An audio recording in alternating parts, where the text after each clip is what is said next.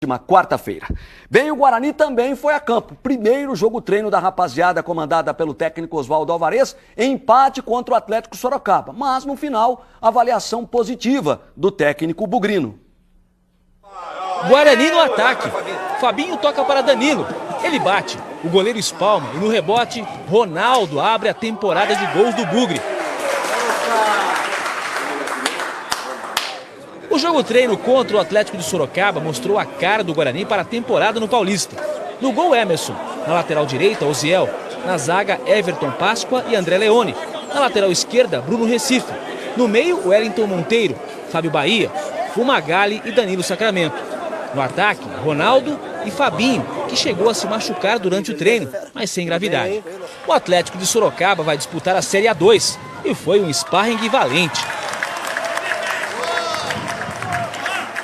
O empate em 1-1 foi um bom teste para o início de trabalho. Gostei demais. Eu acho que nós estamos há uma semana treinando em bola e o Atlético de Sorocaba está há 4 meses treinando. Então a diferença física é muito grande, a tática também, né, pelo entrosamento. A primeira parte do treinamento com os titulares eu gostei bastante, o empenho. Enquanto a gente teve força para marcar pressão, a gente marcou. Novos contratados como Rodrigo Arroz e Domingos ainda recuperam a forma e por isso não estão em campo. Com uma folha de pagamento de R$ 480 mil, o Guarani ainda busca um meia e um atacante. A estreia é no próximo sábado contra o Oeste de Itápolis, no Brinco de Ouro. E ao contrário do final do ano passado, o clima agora é de esperança e otimismo. É um grupo de qualidade, de pegada. Estou muito feliz, estou sentindo confiante no trabalho do professor Vadão.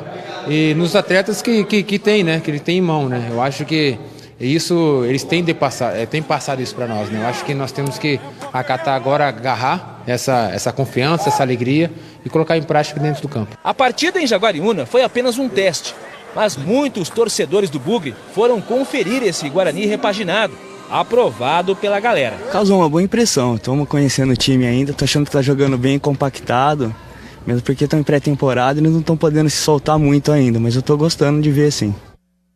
A pré-temporada do Guarani em Jaguariúna já terminou. Depois do jogo treino, os jogadores voltaram para Campinas, seguem a preparação agora no Brinco de Ouro nesta semana e amanhã tem um jogo treino contra o Guaçuano em Mogi Guaçu.